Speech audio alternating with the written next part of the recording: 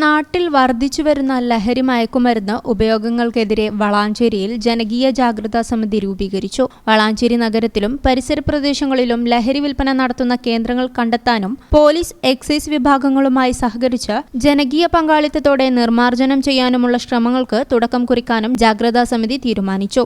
അന്യസംസ്ഥാനങ്ങളിലെ ലഹരി വിൽപ്പനക്കാർക്കും ഉപയോഗക്കാർക്കും മുന്നറിയിപ്പ് നൽകാൻ വിവിധ ഭാഷകളിൽ ബോർഡുകൾ സ്ഥാപിക്കും. വളാഞ്ചേരിയിലും പരിസര പ്രദേശങ്ങളിലും റെസിഡൻഷ്യൽ ഏരിയകളിലും മറ്റും പ്രാദേശിക ജാഗ്രതാ സമിതികൾ രൂപീകരിക്കാനും തീരുമാനമെടുത്തു.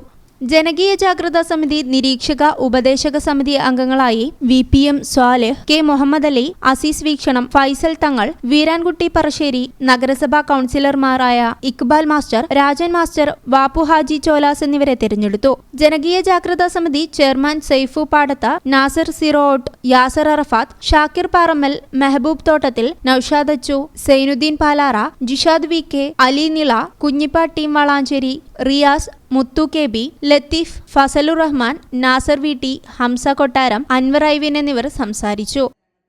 ഈ channel news Valanchery. Qatar golden diamonds, Calicut road, Valanchery main road, Tanalur.